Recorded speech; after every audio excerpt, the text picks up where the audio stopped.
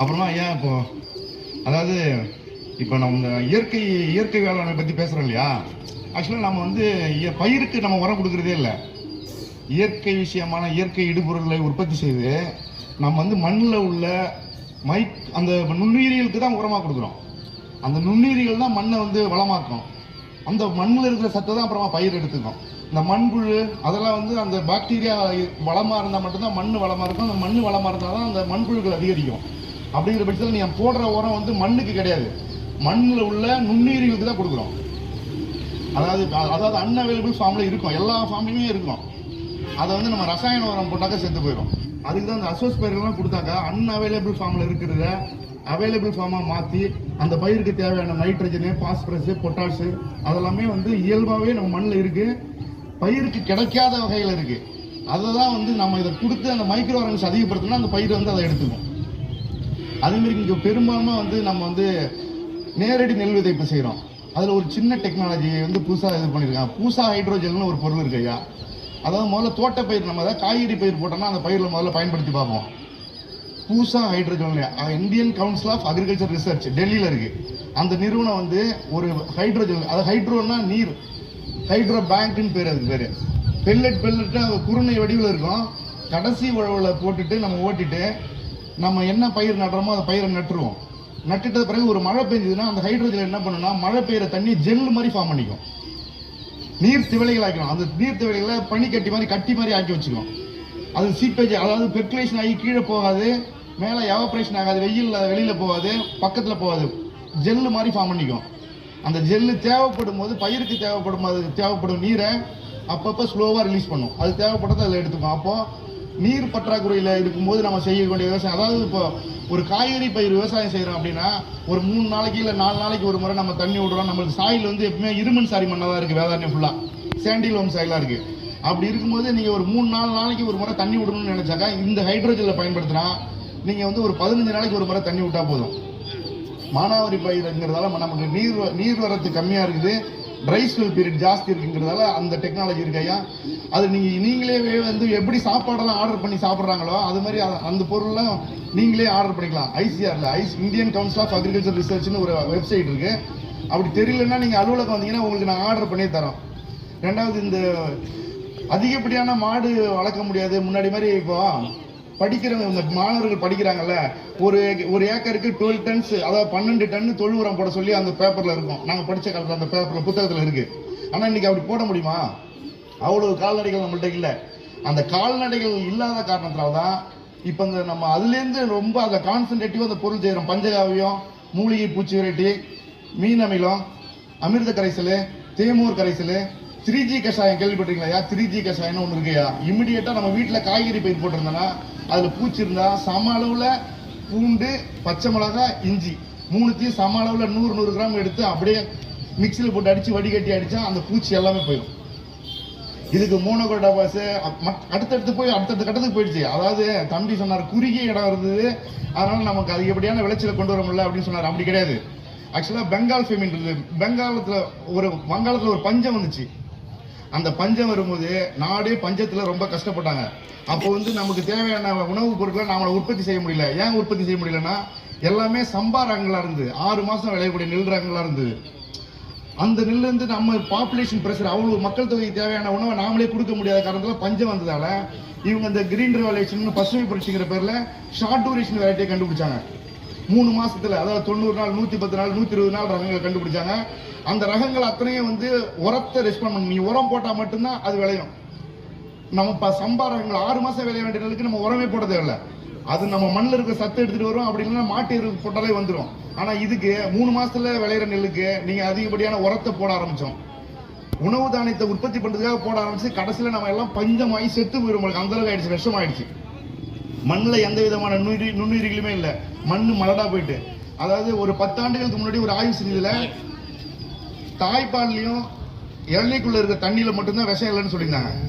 இப்போ லேட்டஸ்ட்டாக அனலைஸ் பண்ணதுல 3% மோனோகோடாபாஸ் தான் ரெண்டுத்துலையுமே, இளநீக்குள்ள இருக்கிற தண்ணிலையும் தாய்ப்பால்லையும். அந்த அளவுக்கு நம்ம சாப்பிட்ற ஒவ்வொரு நாள் சாப்பிட்ற உணவுப் பொருளுமே விஷமாயிட்டு இருக்கு. அதோட இன்னொரு பெருமையான விஷயம் என்னன்னா, தமிழ்நாட்டிலே ஆர்கானிக் ஃபார்ம், இயற்கை விவசாயம் செய்ய ஆர்வமுள்ள விவசாயிகளும் அதிகப்படியான இயற்கை விவசாயம் செய்வது நாகப்பட்டினம் மாவட்டம் தான். அது நாகப்பட்டினம் மாவட்டம். ரெண்டாவது வந்து பாரம்பரிய நெல் ரகங்களை வந்து அதிகப்படியாக சேமித்து அதை பாதுகாக்கிறது வந்து நாகப்பட்டினம் மாவட்டம் தான். பாரம்பரிய நெல் பழைய கேள்விப்படாத ரகங்கள்லாம், பயன்பாட்டில் இல்லாத ரகங்கள்லாம் வந்து இங்கே நம்ம நாகப்பட்டினம் மாவட்டத்தில் வந்து அதை சேகரிப்பு பண்ணி வச்சுருக்காங்க.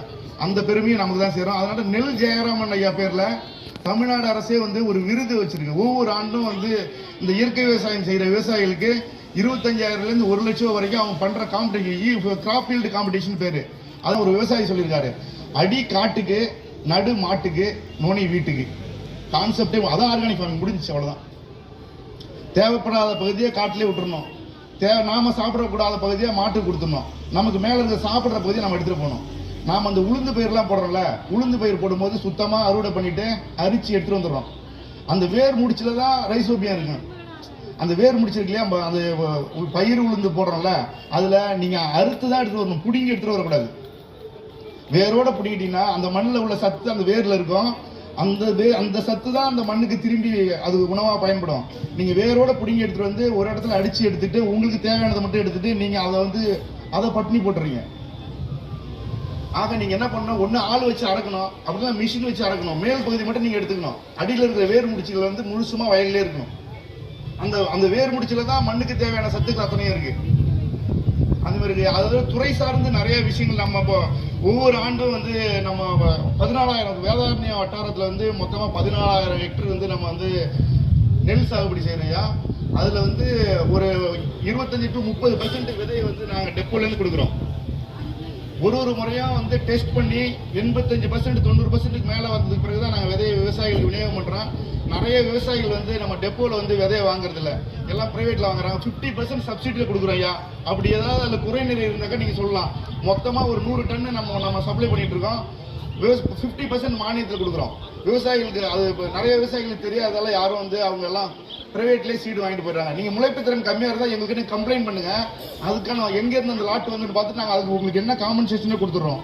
ஆனால் விதையை வந்து எல்லாமே நம்ம டெப்போவில் வாங்க. இப்போ அது 50% சப்சிடி 100 ரூபாய்க்கு விலையில் வாங்குறீங்கன்னா நம்மகிட்ட வந்தாக்கா 50 ரூபாய் தான். கவர்மெண்ட் கொடுக்குற செலவை வந்து யாரும் அந்த சலுகைகளை பயன்படுத்துறதில்ல. ரெண்டாவது வந்து பிஎம் கிசான், அதாவது மோடி பணம்னு சொல்லுவாங்க. பிஎம் கிசான் பிரதமருடைய கௌரவ தொகை இருக்கு விவசாயிக்கு 2,000 ரூபாய் ஒரு தவணைக்கு, ஒரு வருஷத்துக்கு 3 தவணை கொடுக்குறாங்க. அதை வாங்குற விவசாயிகள் ஒவ்வொருத்தரும் வந்து அந்த ஃபார்மர் ரிஸ்க்னு ஒன்று இருக்கு, வேளாண் அடுக்கத்தில் ஒரு நம்பர் ஒன்று கொடுக்குறோம். அந்த நம்பரை நீங்கள் வாங்கிட்டா மட்டும்தான் அதுக்கப்புறம் உங்களுக்கு நலத்திட்டங்களை உங்களுக்கு நாங்கள் கொடுக்க முடியும். மத்திய அரசு திட்டமாக இருந்தாலும் சரி, மாநில அரசு திட்டமாக இருந்தாலும் சரி, நீங்கள் ஃபார்மர் ரிஜிஸ்ட்ரிக்குள்ள ஒரு அடையாள எண், ஆதார் எண் மாதிரி ஒரு அடையாள எண். நான் எல்லா மீட்டிங்கும் சொல்லிட்டு இருக்கேன். இன்னும் 30% நம்ம அதை பண்ணாமல் இருக்கோம். நம்ம வட்டாரத்தில் இருக்கிற விவசாயிகள் 70% விவசாயி செஞ்சுருக்காங்க, மிச்சம் 30% விவசாயி செய்யலை. ரெண்டாவது இன்னொரு விஷயம் ஒன்று சொல்லியிருக்காங்க. இப்போ டைரக்டரேட்லேருந்து அப்பா இருந்திருப்பாரு, அப்பா இருந்து அவர் பேரில் நிலம் இருந்திருக்கும், அவர் இறந்துருப்பாரு.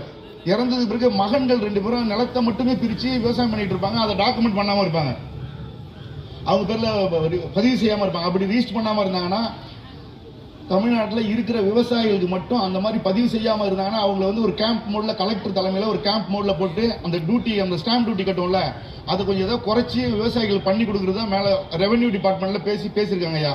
அந்தமாரி யாராவது இருந்து டாக்குமெண்ட் வந்து அப்பா பேரில் இருந்தது, அண்ணன் தம்பி மட்டும் நிலத்தை மட்டும் விவசாயம் பிரித்து பண்ணிட்டு இருக்கோம், டாக்குமெண்ட் பண்ணலன்னா எங்கள் ஏடி ஆஃபீஸ்க்கு வந்துட்டு எங்களுக்கு ஒரு கடிதம் மாதிரி கொடுத்துருங்க, யார் பேரில் இருக்குது, யார் பேருக்கு மாறணும் அப்படிங்கிறத நாங்கள் ஒரு நாள் அறிவித்து ஒரு கேம்ப் மோடில். இப்போ கரியாப்பட்டத்தில் ஒரு 100 விவசாயி நீங்கள் சொன்னீங்கன்னா அந்த 100 விவசாயிக்கு அங்கே வந்து அந்த இடத்துல வந்து நாங்கள் அந்த கேம்ப் மோடில் கலெக்டர் தலைமையில் அதை வச்சு செஞ்சிடலாம்.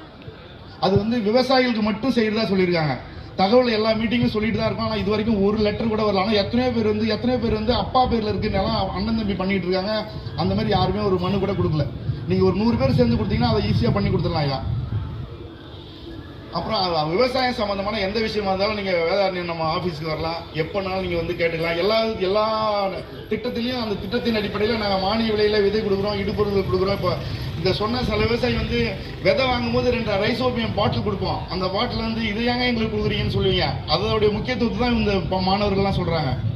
அதனால் விவசாயம் சார்ந்த எந்த தகவலாக இருந்தாலும் நீங்கள் வந்து வேதாரண்யம் ஏடி ஆஃபீஸுக்கு வரலாம்யா, அதை நீங்கள் பெற்றுக்கலாம். ரெண்டாவது வந்து உழவர் சேவை மையம்னு ஒரு புது திட்டம் இருக்குயா.